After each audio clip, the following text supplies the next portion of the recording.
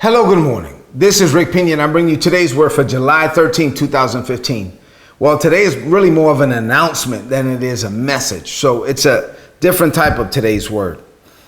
I've been writing today's word since 1997. In 1997, the Lord told me to start doing this, to put his word in people's email inboxes, and I did it. And I started, and I had no idea that 18 years later, I would still be doing it.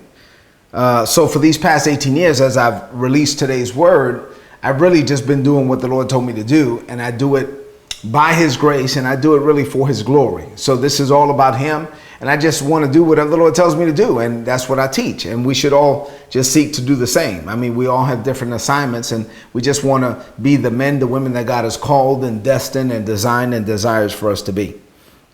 Well, today, like I said, it's a little bit different because the Lord has shifted me in a particular area, and I'm about to tell you why. So for these last 18 years, or during this period of time, I've never really taken a break, right? So what that means is, like, every weekday for the last 18 years, just about, I've shared today's word. I got up, prayed, sought the Lord for a word, and then released the word before I did anything else. Before I do anything for myself, I put God first. And in that regard, that means that even while on vacation, even, while doing stuff with the children, with our kids, with our family, anniversaries, doesn't matter, always do today's word. And we're about to go on vacation, like starting today, our family vacation. And as leading up to this, the Lord started dealing with me a few days ago on this. And I guess he started dealing with me early because he knew it was going to be hard for me to give this up. Because, this is just really part of my routine. I mean, if you're doing something that long, it just becomes part of your life. And so what I'm saying is that the Lord is kind of leading me to just take a break over the next couple of weeks, and just wants me to somewhat take a sabbatical. I was talking to a pastor the other day, and he was talking about the sabbatical he went on. And the Lord, after that lunch I had with that pastor, the Lord just led me to take a sabbatical, to start to think about just taking a break from today's word, taking a break from a lot of things, and to just spend time with him. And so that's what I'm going to seek to do over the next couple of weeks. I just want to seek the Lord. I'm not going to send out today's word until next month. And this is just, I'm really kind of excited now about this because I've never really done this, right? So I'm just looking forward to getting up in the morning, not doing today's word, but just to get up in the morning and seek God's face.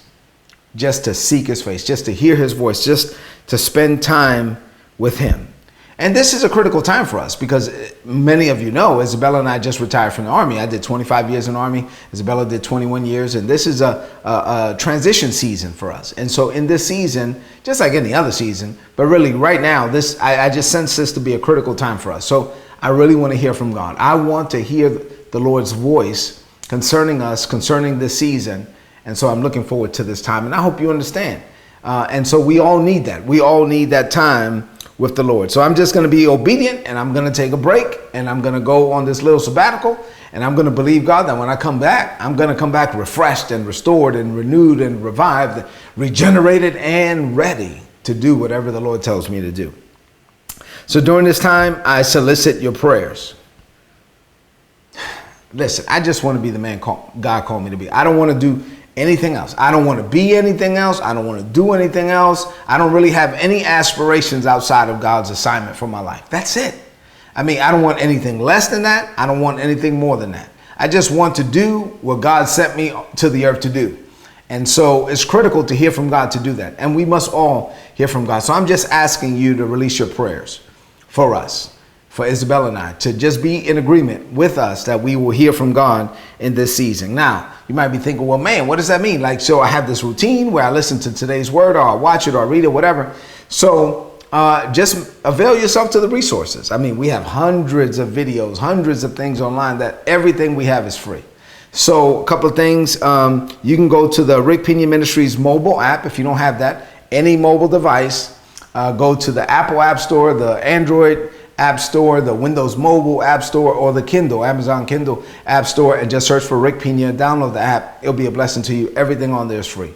Or if you like podcasts, my cousin really, he got on me about these podcasts. And so we set up a podcast, and it's been a blessing to people. Download the podcast. Go to iTunes, get it, or get on your Android device some type of podcast receiver and get the podcast. Just search for Rick Pina and it'll be a blessing to you. Everything is free. You have audio podcasts and video podcasts. And then lastly, you can go to any one of our websites. So rickpina.org, todaysword.org, getinspiredword.org, that's my wife's, or palabradeldia.org in Spanish. So just avail yourself to those resources. As I didn't want to just give you a video and just talk about me, right? So, I mean, I am talking about divine rest today. So I did seek the Lord for one last word before I go on my break. So I said, Lord, what do you want me to tell them about rest?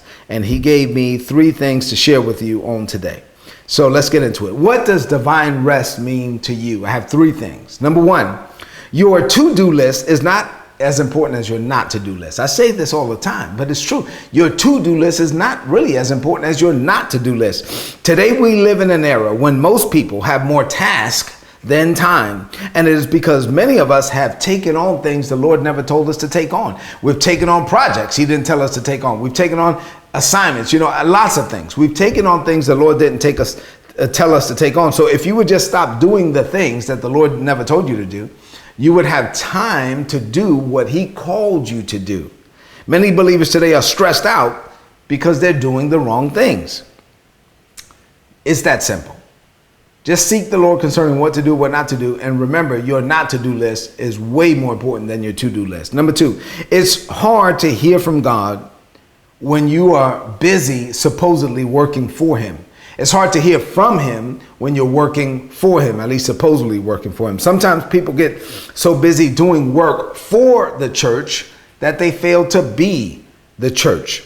Mary and Martha give us a good example of this. Here you have Jesus visited their house and Jesus is speaking and he's teaching, and this is the master. This is Jesus himself, God in the flesh, teaching. And you have 2 sisters. One, Mary, is sitting at Jesus's feet and she's receiving from the master, and she has entered into divine rest, and she is being built up with every word released from Jesus's lips. And at the same time, in the same house, her sister is busy working and she's complaining. She even got upset with that Mary wasn't working with her. And she says to Jesus, you see what's going on? I'm in the kitchen. I'm getting all this stuff together for you guys. I'm serving. Tell my sister to get her lazy butt up off of the ground there and come and help me in the kitchen. And Jesus looks at Martha and says, Martha, you are worried. You are troubled by far too many things.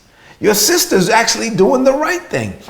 You have to know when to work and know when to worship. There is a time to work, but there is also a time to worship, and you need to discern the proper timing. You have to spend time in God's presence.